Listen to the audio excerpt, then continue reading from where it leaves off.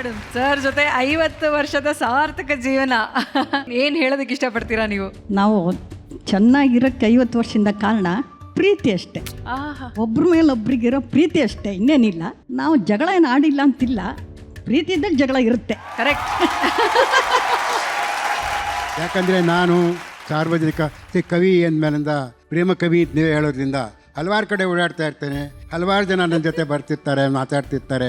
ಅದನ್ನೆಲ್ಲ ಸಹಿಸ್ಕೋಬೇಕಲ್ವ? ಹೌದು ಸರ್. 50 ವರ್ಷದ ಈ ಒಂದು ಜರ್ನಿನಲ್ಲಿ ಹಲವಾರು ಜನರೇಷನ್ನ ನೀವು ನೋಡ್ಕೊಂಡು ಬಂದಿದ್ದೀರಾ ಸರ್. ಆಗ ಪತ್ರಗಳ ಮೂಲಕ ಒಂದು ಸಂವೇದನೆ ಇತ್ತು ಅಲ್ವಾ ಸರ್? ಈಗ ಮೆಸೇಜ್, ವಾಟ್ಸ್ಆ್ಯಪ್, ಸೋಷಿಯಲ್ ಮೀಡಿಯಾ ಇದ್ರ ಮೂಲಕ ಒಂದು ಸಂವೇದನೆ ಇರುತ್ತೆ ಸರ್. ಆಗಿನ ಪ್ರೇಮ ಒಂದು ವಿಚಾರಗಳಿಗೂ ಈಗಿನ ಪ್ರೇಮ ಸಂವೇದನೆಗಳೇ ಅಂದ್ರೆ ನೋಡ್ತಿರ್ತೀರಲ್ಲ ಸರ್, ಅದ್ರ ಬಗ್ಗೆ ಏನ್ ಹೇಳೋದಕ್ಕೆ ಇಷ್ಟಪಡ್ತೀರಾ ಸರ್ ನೀವು? ಪ್ರೇಮ ಅನ್ನೋದು ಯಾವತ್ತೂ ಒಂದೇನೆ, ಅದು ಒಳಗಿಂದ ಬರುವಂಥ, ಹೃದಯಾಂತರಾಳದಿಂದ ಬರುವಂಥ.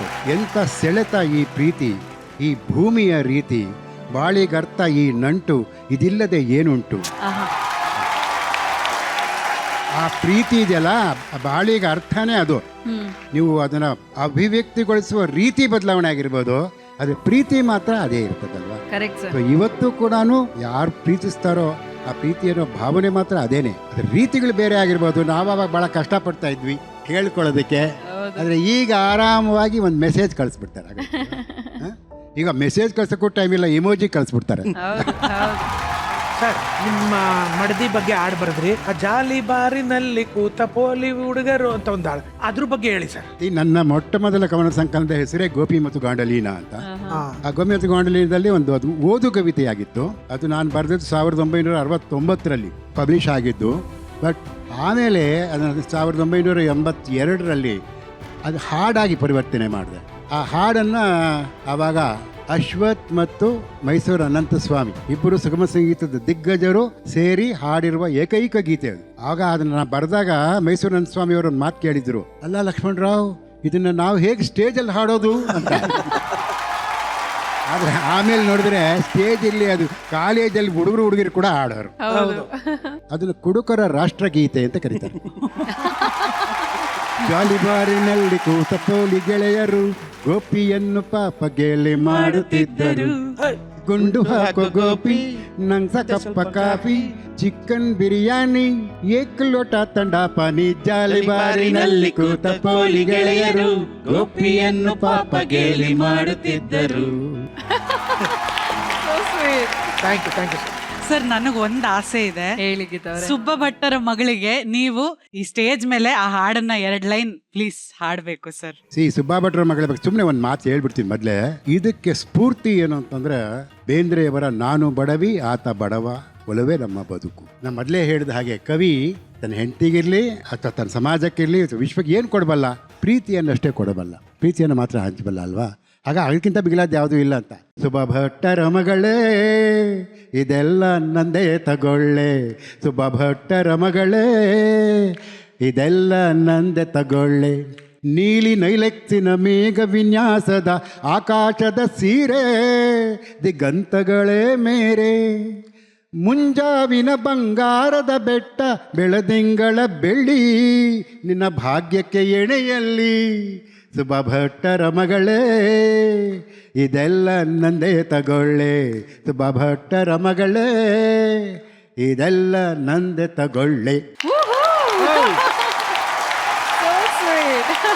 Thank you sir, thank you.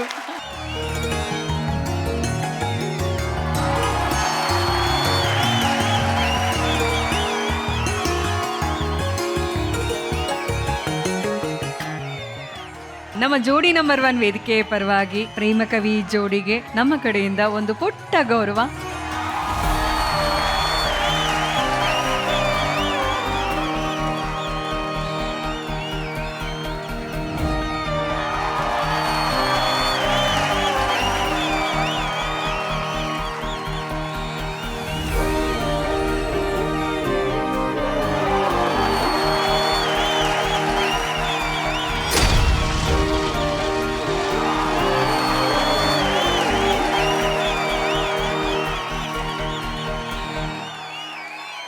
Practical class.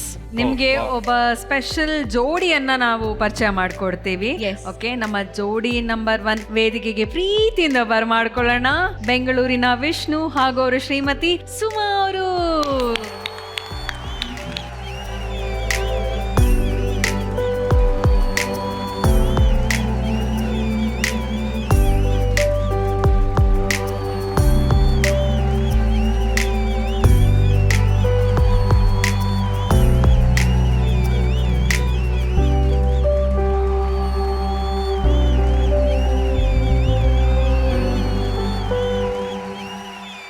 Hello hello, hi hi. ನನ್ ಫೇವ್ರೇಟ್ ಜೋಡಿ ಯಾರು ಹೇಳಿ? ಜಿ ಕುಟುಂಬ ಅವಾರ್ಡ್ಸ್ ಅಲ್ಲಿ ಆಂಕರಿಂಗ್ ಮಾಡಿ ತಪ್ಕೊಂಡಿದ್ದು ನೀವೇ ಅಲ್ವಾ ನನಗೆ?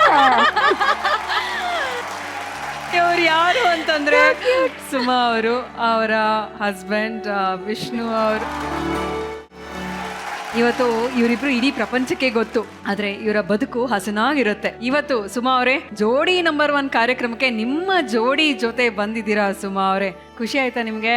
ಅಫ್ಕೋರ್ಸ್ ನಾನು ಎಷ್ಟು ಕಾಲ್ ಬಂದಾಗ ಸುಮಾ ಮೇಡಮ್ ನೀವು ಬರ್ಲೇಬೇಕು ಅಂದ್ರು. ನಾನು ನಮ್ಮ ಹಸ್ಬೆಂಡ್ಗೆ ರೀ ರಜಾ ತಗೊಳ್ರಿ ಅಂತ, ಅಯ್ಯೋ ರಜಾ ಕೊಡಲ್ಲ, ಏನ್ ಮಾಡೋದು ಅಂತ ನೋಡಿ ಇನ್ನೂ ಶವರಿಂಗ್ ಆಗ್ತಾ ಇದಾರೆ.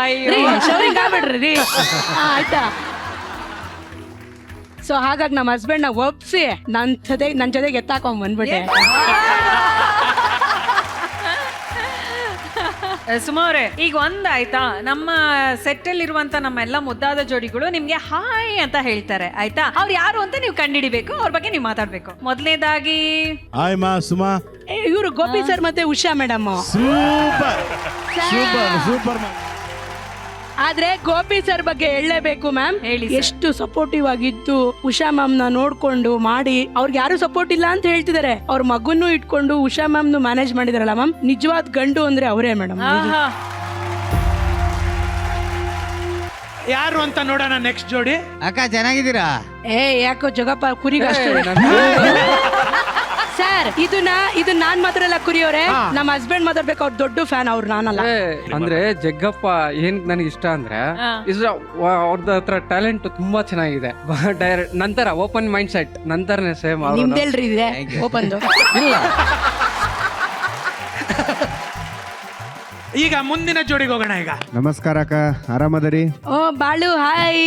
ಓಯ್! ಹಾಯ್ ರೀ ಹಾಯ್. ನನ್ ಮಕ್ಳಿಗೆ ನೀನ್ ತುಂಬಾ ಇಷ್ಟ. ಲಂಗ ದವಣಿಯಾಗ ಮಸ್ತ ಕಂಟಿಲ್ಲ ಲಾವಣ್ಯ, ನಂಬರ್ ಕೊಟ್ರೆ ಬರ್ತೋದಿ ಪುಣ್ಯ. ಈಗ ನೆಕ್ಸ್ಟ್ ಜೋಡಿ ಮುಂದೆ ಕೂತಿದ್ದೀರಲ್ಲ. ನಮಸ್ತೆ ಸುಮಾ ಅವರೇ. ನಮಸ್ತೆ. ಯಾರಂತ ಗೊತ್ತಾಯ್ತಾ? ಗೊತ್ತಾಗಿಲ್ಲ.